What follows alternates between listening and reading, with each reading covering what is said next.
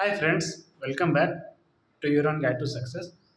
तो आज ये वीडियो स्पेशली इंग्लिश सब्जेक्ट के ऊपर है, क्योंकि काफ़ी कैंडिडेट्स का इंग्लिश में थोड़ा डाउट रहता है कि जैसे उनकी रीजनिंग और क्वांट्स तो प्रैक्टिस के बाद ठीक हो जाती है, इंग्लिश में उनके स्कोर नहीं बढ़ते। तो आज इस वीडियो में हम लोग इसी बात कर रहे हैं कि इंग्लिश पे कैसे स्कोर बढ़ाना है ताकि ताकि आपका सिलेक्शन हो पाए। तो चलिए बिना देरी के शुरू करते हैं। देखिए, सबसे पहले बात, इंग्लिश किसी का मतलब बहुत कम मतलब नेचुरली स्ट्रांग रहता है, बहुत कम कैंडिडेट्स का। जैसे अगर मैं अपना एग्जांपल लूँ तो मेरी रीजनिंग और क्वांट्स में मेरा मतलब स्ट्रांगेस्ट था। इंग्लिश कभी भी स्ट्रांग नहीं रही थी उतनी, बट अगर आप मेंस पर अगर आप जो मैंने स्कोर कार्ड्स जो भी मैंने अपलोड किया है, तो उसमें आप अगर देखोगे तो इंग्लिश मैक्सिमम मार्क्स मेरे इंग्लिश में ही है।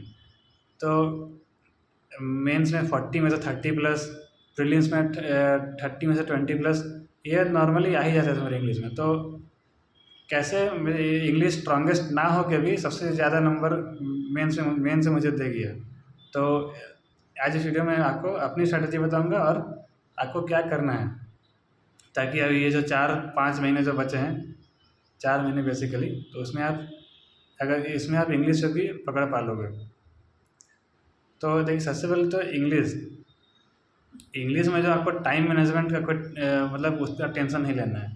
तो ये जो मतलब जैसे how to manage time in English, how to, क्योंकि आपको 30 क्वेश्चन के लिए 20 मिनट दिया गया है प्रीलिम्स में। अगर आपने ढंग से प्रैक्टिस कर रखी है तो मेरी गारंटी है कि आपकी स्पीड अपने आप आ जाएगी इतनी कि आप 20 क्वेश्चन 30 मिनट में कर लोगे। सॉरी, 30 क्वेश्चन 20 मिनट में कर लोगे। लेकिन उसके लिए करना क्या है?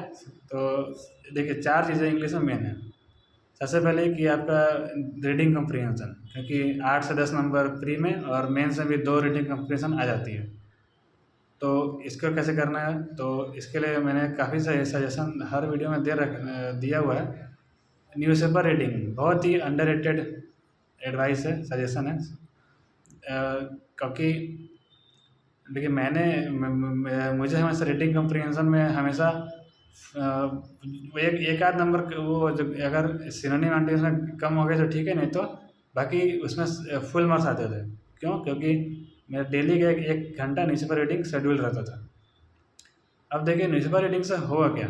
न्यूज़पेपर रीडिंग अगर आप डेली करोगे तो 1 घंटा जैसे, तो आपको रीडिंग की हैबिट लग जाएगी। तो रीडिंग जो नॉर्मली बोरिंग टाइप से लगती है, तो उससे आप हैबिचुएट हो जाओगे। अगर आप हैबिचुएट हो जाओगे तो आपको बोरिंग लगने की पहली बात बंद हो जाएगी, और दूसरी आपकी स्पीड बढ़ जाएगी।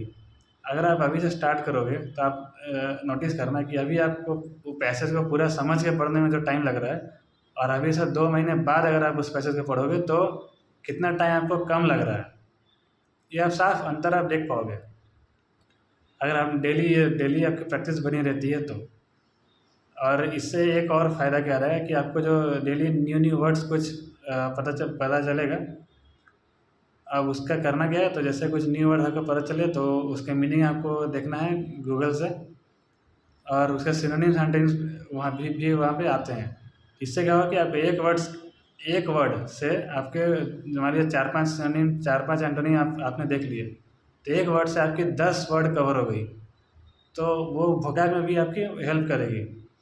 तो रीडिंग कम्प्रीहेंशन के लिए न्यूज़पेपर रीडिंग एक काफ़ी महत्वपूर्ण और काफ़ी नॉर्मल स्टेप है।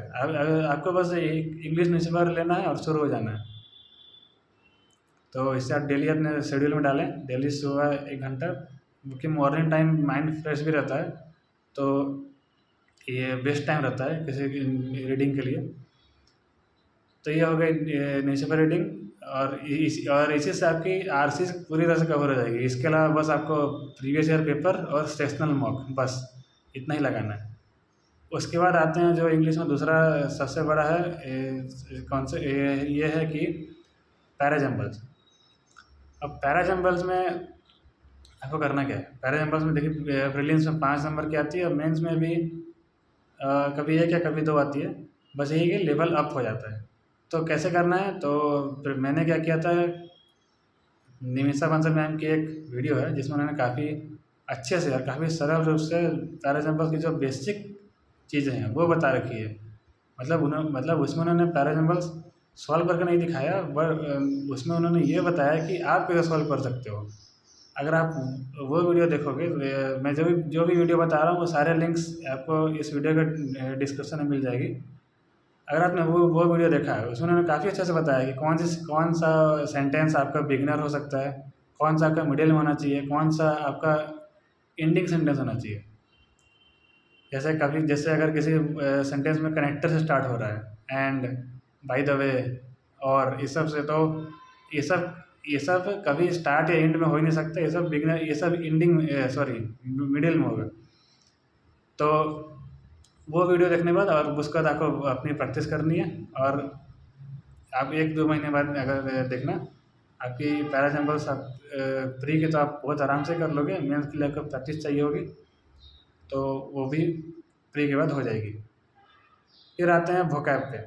अब वोकैब से क्या करना है, तो आप देखिए, थोड़ी बहुत वोकैब आपकी रीडिंग कॉम्प्रिहेंशन से हो जाएगी।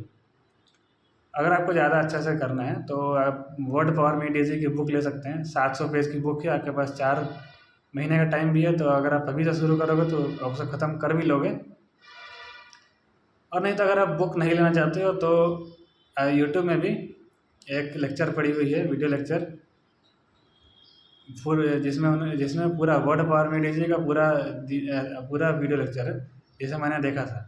मैंने बुक नहीं ली थी, तो वो 11-12 घंटे की है, तो आप डेली अगर आधा घंटा देखोगे तो आप 2 हफ्ता में ईज़िली कवर कर लोगे। बस शर्त यही है कि आपको उसके नोट्स बनाते रहना है, क्योंकि अगर आप को फिर से कुछ मान लीजिए कोई आपको फिर से कोई वर्ड या रूट वर्ड्स देखना है, तो फिर आपको वीडियो देखनी पड़ेगी पूरी, या फिर खोजना पड़ेगा। तो इसलिए उसमें यही मेरी सजेशन रहेगी कि आप नोट्स बनाते हुए चलें। बाकी अगर आपने बुक ले रखी है, आप बुक लेने की सोच रहे हैं, तो ठीक है, आप बुक में ही आप पेंसिल से अंडरलाइन करके आप पढ़ सकते हैं, ताकि रिवीजन भी आप आराम से कर पाएंगे। और चौथी चीज़ ये हो गई वोकैब, और चौथी चीज़ है ग्रामर। ग्रामर का वेटेज उतना नहीं रहता है बैंकिंग में, बट हाँ, ग्रामर की जो बेसिक चीज़ें हैं वो आपके स्ट्रांग होने चाहिए, जैसे एरर डिटेक्शन। अब आप एरर डिटेक्शन तभी कर पाओगे जब आपकी जो बेसिक हैं, मगर वो आपको पता रहे कैसे खोजना है गलतियों को। तो इसमें फिर से निमिषा मंसल मैम की मैंने देखा था, उन्होंने काफ़ी अच्छे कॉन्सेप्ट, ये कॉन्सेप्ट अगर आपको सीखने हैं तो आप उनसे ज़रूर सीखिएगा। ये मेरी पर्सनल एडवाइस सजेशन है, बस बाकी आप अपना भी फॉलो कर सकते हैं। बाकी और उनसे वीडियो देख के आपको प्रैक्टिस करनी है, प्लस आप दूसरे टीचर्स को भी आप फॉलो कर सकते हैं। अड्डा की जो एक मैम है, उन नाम याद नहीं आ रहा, बट उन्होंने भी काफ़ी अच्छे तरीके से उन्होंने क्वेश्चन के थ्रू एक्सप्लेन किया हुआ है कि कैसे आपको एरर फाइंड करनी है। तो एरर डिटेक्शन, फ्रेज रिप्लेसमेंट, ये सब आगे थोड़े ग्रामर की यूज़ है, तो वो आप वीडियो इसके बाद कॉन्सेप्ट आप कर लोगे, और बाकी बात आपकी प्रैक्टिस पे सारी कुछ निर्भर है। तो इंग्लिश को अगर आपको स्ट्रॉन्ग करना है तो बेसिकली आपको इतना ही करना है, बस आपको सुबह न्यूज़पेपर रीडिंग करनी है, जो भी सब्जेक्ट है उसका कॉन्सेप्ट सीखना है, नोट्स बनाना, और उसके बाद आपको बस प्रैक्टिस। इंग्लिश में आपको जितना अगर आपने ढंग से प्रैक्टिस कर ली तो आपका टाइम मैनेजमेंट ही अपने आप हो जाएगा। आपको इंग्लिश के लिए कोई ऐसा वीडियो जैसे कि how to manage time in English, ये सब कुछ देखने की ज़रूरत नहीं है। अगर आपने ढंग से प्रैक्टिस की है तो अपने आप आपका टाइम मैनेजमेंट हो जाएगा। 30 क्वेश्चन आप 20 मिनट में बना ही लोगे।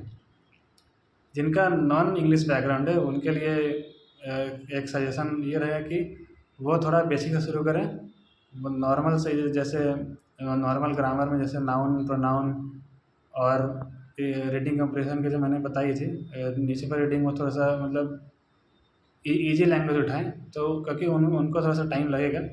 देखिए, आप ऐसा नहीं कि आप नहीं कर पाओगे, बस आपको थोड़ा सा एक्स्ट्रा टाइम चाहिए बस। तो जिनका नॉन इंग्लिश बैकग्राउंड है वो अपने आप को थोड़ा एक्स्ट्रा टाइम दें इंग्लिश के लिए। बाकी अगर आपने इंग्लिश में अच्छा स्कोर कर लिया तो रीजनिंग और क्वांट से भी काफ़ी अच्छा प्रेशर कम हो जाएगा। इंग्लिश आपको काफ़ी टाइम पे बचा भी सकता है अगर आपके पेपर हार्ड आया तो इसलिए आई होप कि मैंने काफ़ी सारे इंग्लिश के डाउट क्लियर किए होंगे। इसके अलावा इंग्लिश से रिलेटेड कोई कमेंट, काफ़ी कोई डाउट हो तो ज़रूर कमेंट में मुझे बताइए। तब तक के लिए बाय बाय। इस वीडियो में इतना ही। All the best.